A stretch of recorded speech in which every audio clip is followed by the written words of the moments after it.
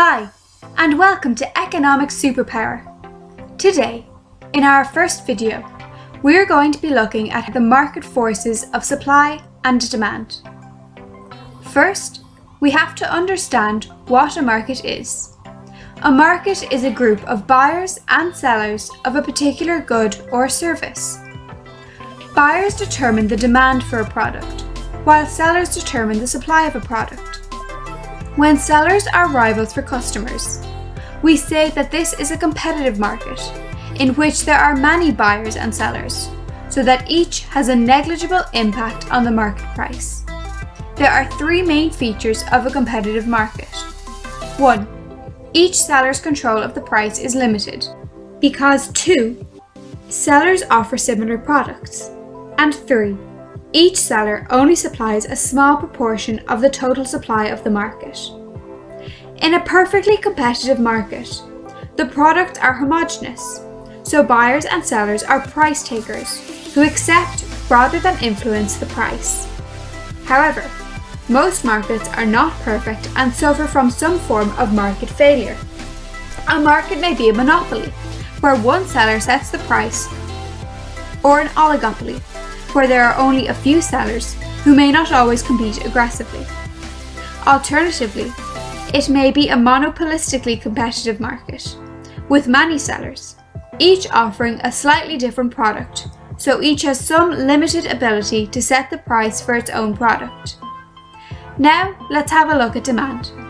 The quantity demanded of a good is the amount of a good that buyers are willing and able to purchase at different prices.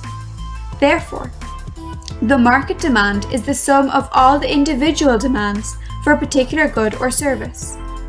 The law of demand can be understood like a slide. It claims that all things being equal, the quantity demanded of a good falls when the price of a good rises. This can be expressed in a demand schedule, a form of table, or a demand curve on a graph.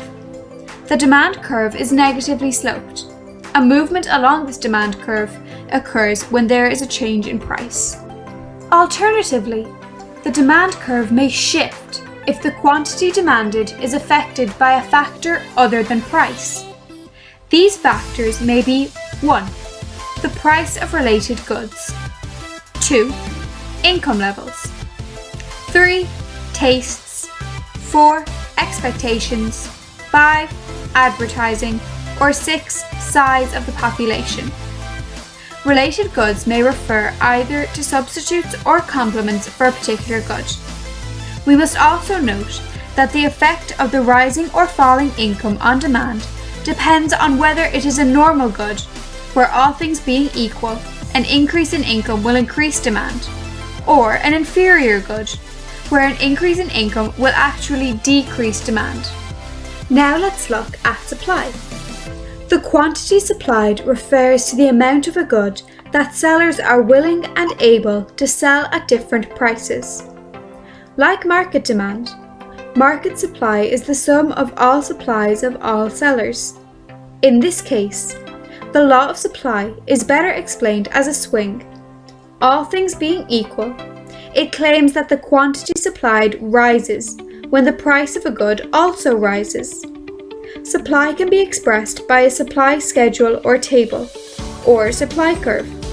The supply curve is positively sloped and may shift either to the right, causing an increase in supply, or the left, causing a decrease in supply. Factors that affect this shift include 1. The profitability of other goods in production and the prices of goods in joint supply. 2. Available technology. 3. Natural or social events. 4. Input prices. 5. Expectations.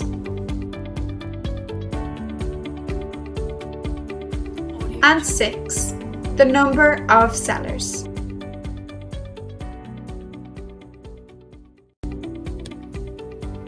Now let's have a look at supply and demand together. In a free market, market forces tend towards equilibrium, where the consumer demand is equal to the producer supply, and everyone in the market has been satisfied. On the other hand, if the demand or supply curve shifts, but the price remains the same, there will either be a surplus, where supply exceeds demand, or a shortage, where demand exceeds supply. When there is a surplus of a good, suppliers will cut their prices, meaning consumers will buy more of the product, resulting in a movement along the demand curve. Alternatively, they may also reduce the amount of stock, causing a movement along the supply curve. Where there is a shortage of a good, buyers are dissatisfied because they are unable to buy all they want at the current price. However, suppliers can continue to raise their prices without losing sales, and so some buyers simply exit the market. Eventually, the quantity demanded falls as a result, causing a movement along the demand curve until suppliers begin to produce more of the good because it becomes profitable for them to do so. From this, we can see that collective activities of buyers and sellers push the market price towards the equilibrium price. This is explained in the law of supply and demand, which states that the price of any good adjusts to bring the quantity supplied and the quantity demanded for that good into balance. Buyers and sellers react to a change in price because price acts as a signal in a free market. For buyers, price shows what the buyer will have to give up to acquire the benefits that come with a certain good. Whereas for sellers, price shows the profitability of production. To examine how the event affects the equilibrium price and quantity, we can analyze the supply and demand curve using 3 simple steps. 1. Decide whether the event shifts the supply or demand curve or both. 2. Assess which direction the curve shifts. And 3.